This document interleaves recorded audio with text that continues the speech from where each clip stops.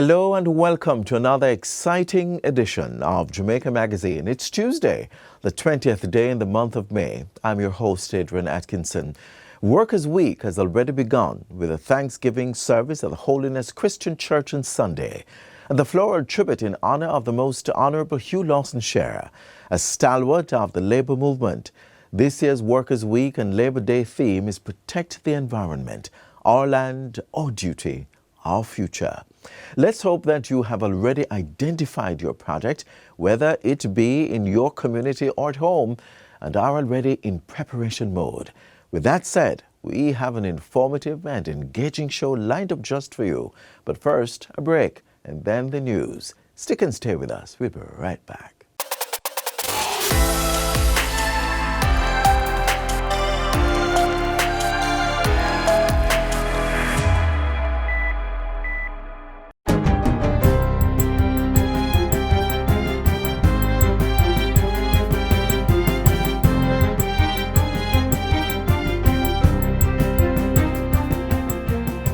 Good day, I'm Theodore Henry, and this is your JIS News for Tuesday, May 20, 2025. Leaders of government, opposition, civil society groups, and nurses have raised their voices condemning violence against women and girls, calling for an end to this scourge in our society. Persons joined in solidarity with a peaceful protest on Monday, prompted by a viral video showing a physical assault on a nurse in what is believed to be a road rage incident in Mount Friendship, St. Andrew. Gender Affairs Minister Olivia Grange gave the government's commitment to review and act swiftly on necessary legislation to provide greater protection. We are here to make a statement.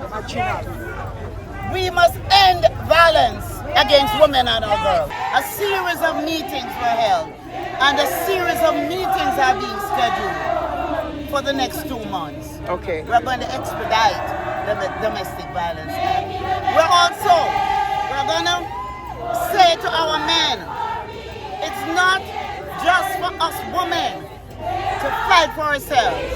I want every man to recognize he has a responsibility to influence other men to stop the violence against women. Support also came from Minister of Health and Wellness, Dr. Christopher Tufton. So from the government standpoint, the victim in all of this, nurse spaces, they're taking the best of support. From a national standpoint, this is a show of solidarity, all of us, and we have to make sure that the law takes its course and the justice served in the way it ought. $234 million has been budgeted in the financial year to undertake major restoration work at the Castleton Botanical Gardens in St. Mary. Prime Minister Dr. Andrew Holness reiterated the project during the pipeline groundbreaking ceremony in the parish on Friday. The scope of work will include designing and constructing gabions, fences and walls, along with rehabilitating bathrooms and gazebos. Prime Minister Holness says the restoration of the 162-year-old recreational area is a partnership between the government and the European Union. To return the park to its original purpose, that of being preservation of our natural flora and fauna, but also as a place for the community and for the wider Jamaica to be educated about nature and to be able to have recreation in nature. The Castleton Botanical Gardens, which suffered fallen trees and damaged infrastructure, was among other public gardens and scenic avenues severely impacted by Hurricane Beryl last year. A multi-purpose entertainment and sports facility is earmarked for St. Thomas as part of further development spinning off from the Morant Bay Urban Centre. Prime Minister Dr. Andrew Holness says a 13.5-acre property in close proximity to the centre has been identified for the development. Dr. Holness was speaking at the landmark ribbon cutting for the Urban Centre on Thursday. I want you to look out for it because I intend to come to the first festival or stage show that is kept here. Meanwhile, Dr. Holness says plans are in place to develop new medical facilities at the Urban Centre with 25 specialized units ranging from general practitioners, pediatricians and neurologists to orthopedic surgeons. We are not just thinking for 5 years, We are thinking for the next 50 years. This urban center is going to grow. And so we are taking the steps necessary to ensure that we have access to lands around the urban center to secure its future expansion. Still in St. Thomas, Prime Minister Holness handed over keys to 4 residents who are the latest recipients of homes through the new social housing program, NSHP. Circumstances of the recipients range from those living in dilapidated structures to another who is a victim of fire and 2 who are victims of violence that left them disabled. Jamel McGowan did not hold back his appreciation for the NSHP. You have a great program going on, and I wish it could have gone on forever. Make other rest of people can earn a home. I'm so grateful. Just want to tell you thanks again. Prime Minister Holness says with St. Thomas now the new frontier for development, opportunities are on the horizon, especially for housing. We have many acres of unutilized or underutilized lands in this parish, but you couldn't develop them because they didn't have proper road infrastructure, water infrastructure, electricity. Now all of that is in place, and so you're going to see an explosion of housing in St. Thomas. And finally, a commitment has been given for the rehabilitation of fish ponds at the Sydney Pagan High School in St. Elizabeth in short order. This will be done by the Ministry of Agriculture, Fisheries and Mining through the National Fisheries Authority. Portfolio Minister Floyd Green says this is part of a wider effort to boost freshwater fish farming and agricultural education in schools. He was speaking at a STEM Day function at the school recently. We are going to be embarking on a drive this year to ensure that in every parish we have a school that is a center of excellence for agriculture. Through the National Fisheries Authority, we will be moving to rehabilitate the ponds at Sydney Pagan to put back in tilapia so that Sydney Pagan can again become a grower of freshwater fish.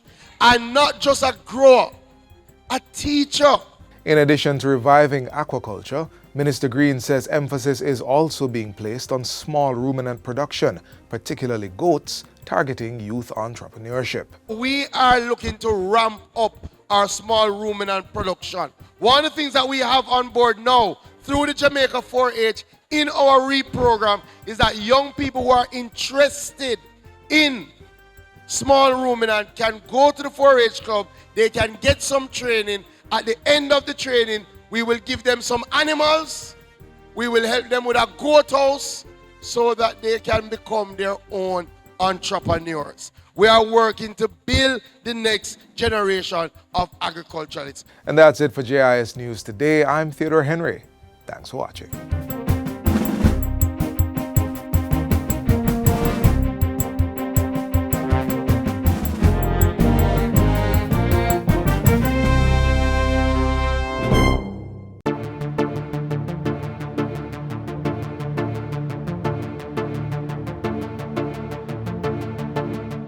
This Labor Day, let's grow something together. From May 15th through to the 30th, the Forestry Department will be having a Labor Day seedling distribution. Individual members of the public can collect up to 5 seedlings for free, including 1 fruit tree from the Forestry Department nursery while stocks last. Collect yours at the agency's head office in St. Andrew or its locations at Williamsfield in Manchester and Monique St. Anne. You can also purchase a selection of potted plants and other seedlings, including ornamental fruit and timber. Distribution will take place Mondays to Fridays from 8:30 a.m. to 1:30 p.m.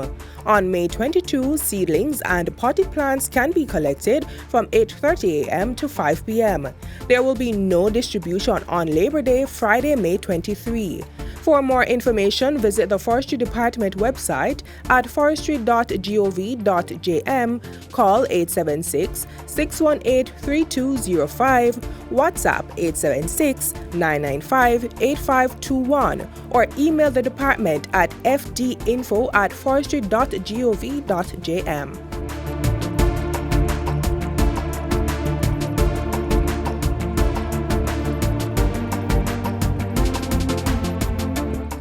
The Ministry of Labour and Social Security is staying true to its agenda for creating a spirit of inclusion for the disabled community, including children. Take a look.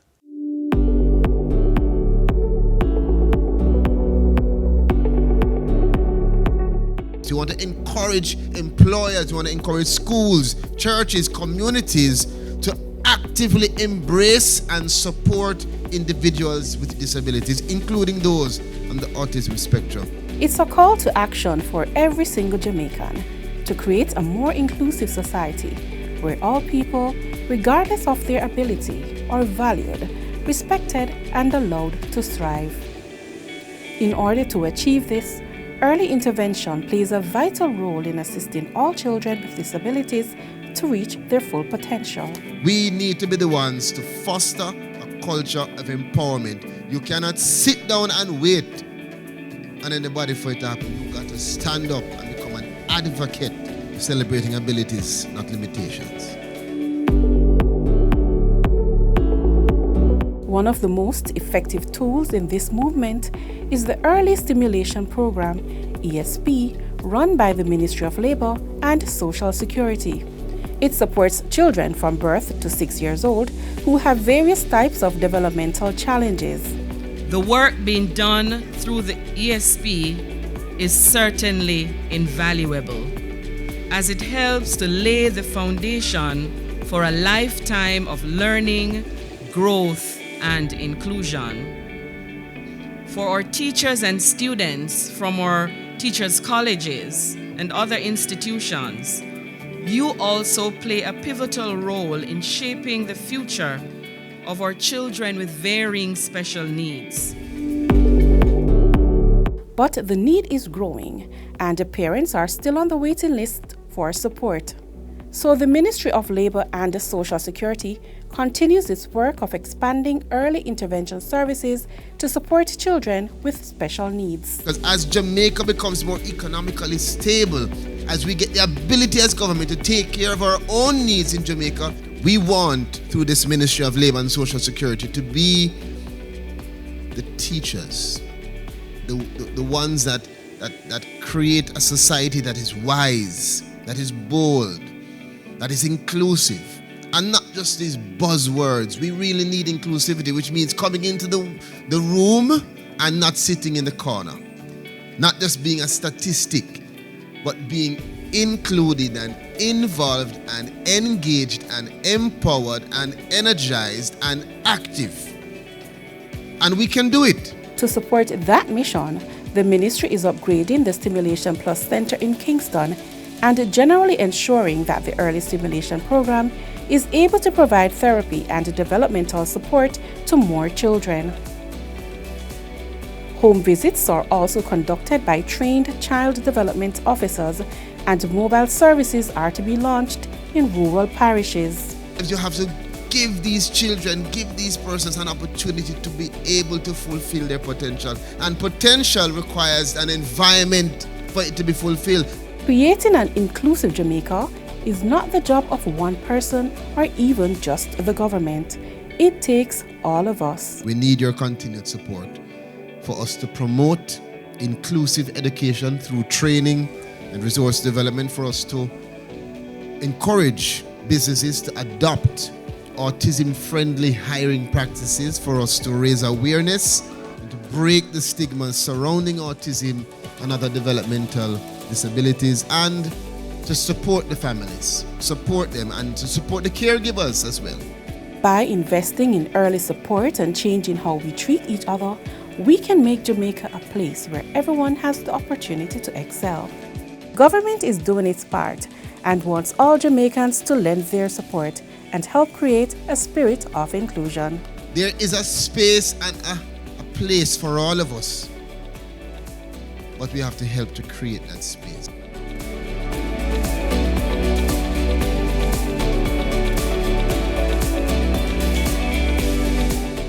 I am a special child. I am a good and wonderful child. When I laugh, I make people happy. When I smile, I light up the room. I am smart.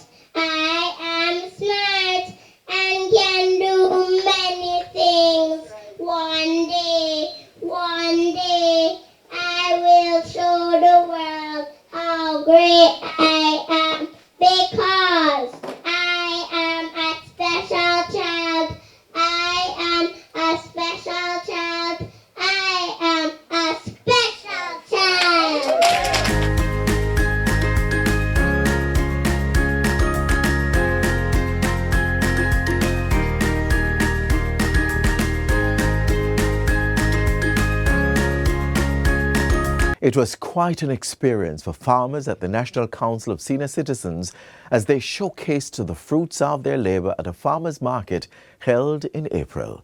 Let's relive the moment.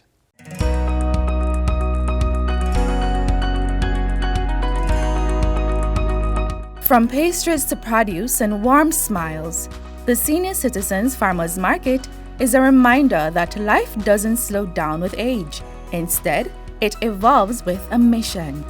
Held on the grounds of the National Council for Senior Citizens, in April, it was a joint venture of the Ministry of Labor and Social Security and the Jamaica Agricultural Society. We have heard about the impact of inflation on the senior citizens' budgets, on their pensions and so on. And so we wanted to offer them this opportunity to get fresh produce, quality food at good prices.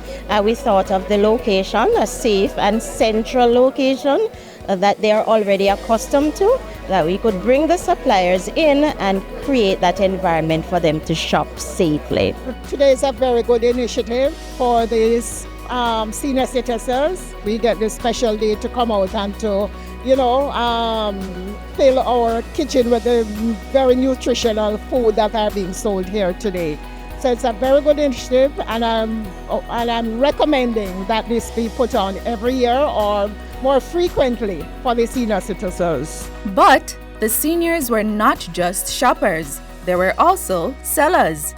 From ground provisions to bread puddings, it was a proud moment for many to showcase their passion. This is a hobby, something that I have done for basically most of my life to supplement my income. My mother was very industrious, and so I had to help her as a little girl. And as I grew up, I decided to do, it was mostly puddings and fruit cakes. Now with my daughter, we do birthday cakes, wedding cakes, potato pudding, bread pudding, you name it, cheesecakes. Yes. I know the benefit of healthy eating. And so it's not just an opportunity for the entrepreneurs to get some good sales, but those who come here as consumers are getting good food. So it's making good profit, and it's also doing a lot for our well-being as a people.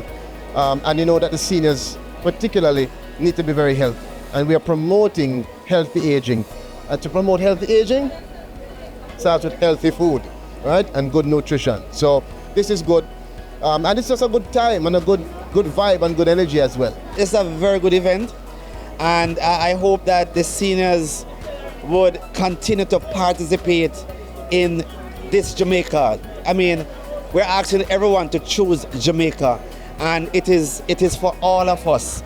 And therefore, activities like these is activities that we welcome. I mean, I've purchased quite a bit of stuff, and therefore I'm encouraging persons to really support our farmers, support our seniors, support our local manufacturers, support our local growers. And Jamaica is ours, so again, choose Jamaica. Fresh produce, proud vendors, and community spirit, all under one roof, is a reminder that age is just a number when purpose and passion is the driver. I would advise any senior, even volunteers, because there are volunteers that are not going to school, not working. I would advise them to join a senior citizens club, because there are so many things that you can learn.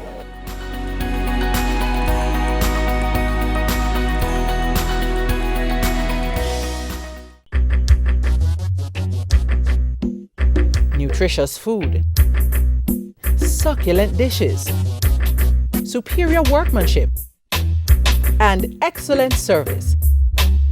Jamaica is on the go. Let's grow what we eat and eat what we grow. Let's harness the indomitable spirit of our most valued resource, our people. Let's support our local businesses. After all, buying Jamaican means building Jamaica. Donating blood is important, and so too is debunking the myths and fears about it. Our feature up next will help you to put you at ease when making the decision to do just that.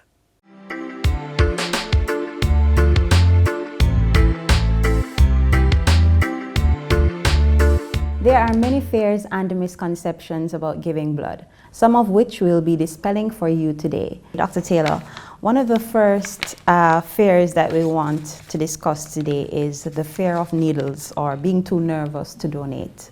Okay. First of all, donating blood allows that you can save 3 lives. So when you are coming to donate blood, you have to have that in mind. I know that there are myths or fears to donated blood because the size of the needle is like a mosquito bite. Don't be scared. That unit will be open in front of you and it's an easy way to go.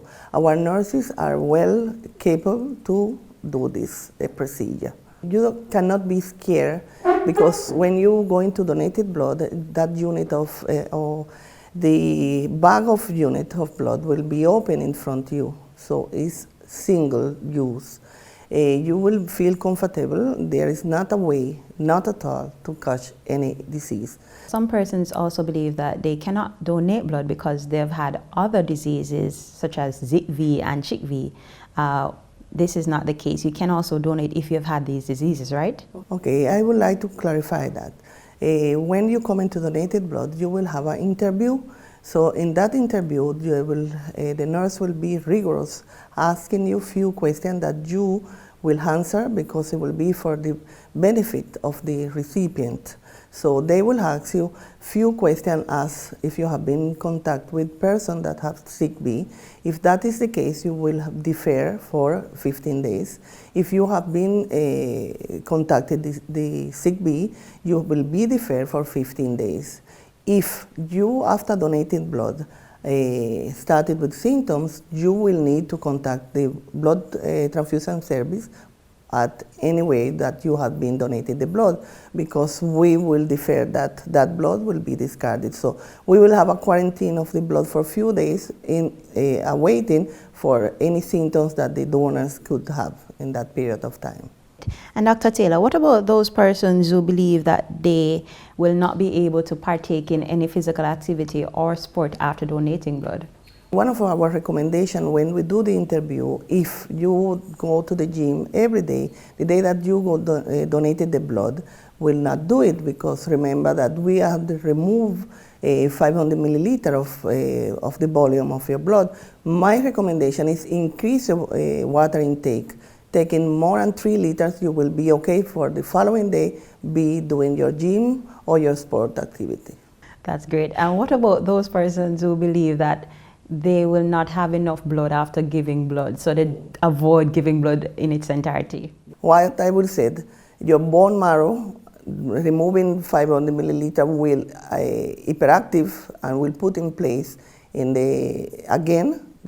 your red cell, your platelet, and your white blood cell. So nothing to worry about. Persons sometimes say that they're just too busy to donate. What do you have to say regarding, how long the process is and, the other blood drives that you have to facilitate persons who may not be able to come here directly to donate blood? Okay, that is a good question. We have the possibility to go to your workplace to allow you with a blood drive to help us to increase our number of units of blood in the blood bank. So we have different ways to allow to you to donate blood. 1, coming to the blood collection center. 2, a blood drive. 3, we use a mobile unit that go to the different places to allow person that interested to donate blood to go to that facility.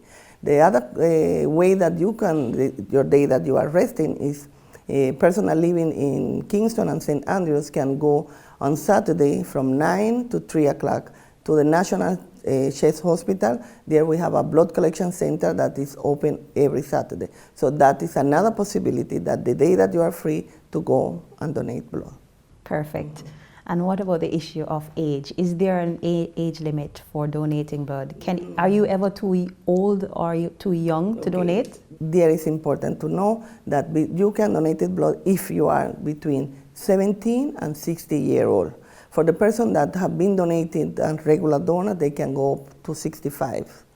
So that is important to be aware. And a very popular myth is that you cannot donate blood because you've had a tattoo.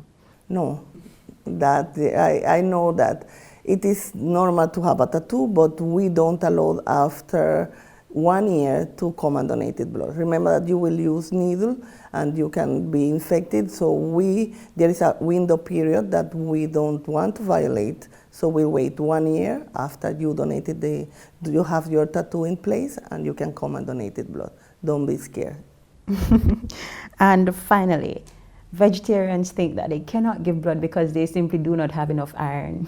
Okay, that is not true. Starting with a healthy lifestyle, we know that eating more vegetable and fruit, we are doing well. So vegetarian person don't have to be scared. We will take you through the process of what you will do when you donate in blood, and we will check your hemoglobin level, doing a test, and that will let me know if you are able to donate or not. So vegetarian is not an excuse to come and donate blood. Thank you, Dr. Taylor. Is there anything else you want to say? Yes, I want to say something that is very important. Please, it's not only National Blood Transfusion Service at 21 Slipen Road where you can come and donate blood. There are 10 blood collection centers island-wide, and I please encourage everybody to come and donate blood. We know that in the last 8 months, the increase of accident in Jamaica have been affected. So the way that we can save that life is sometimes the need of blood. Also, I would like to encourage people to keep donating blood. Why? Because PAHO and WHO want in 2020 that our country be 100% voluntary donors. So without your support, we will not be in that target. Please come and donate blood. Thank you, Dr. Yes. Taylor. It was good having you. So having some of those major fears and misconceptions dispelled, I sure hope that you will face your fear today and donate blood. All the best.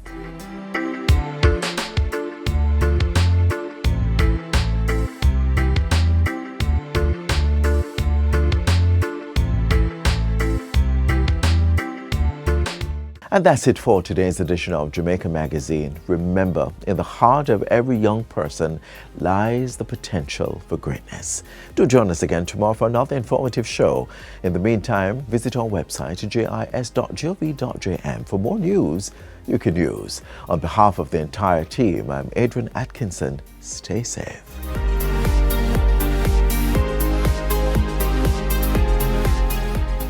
This has been a production of the Jamaica Information Service, the voice of Jamaica.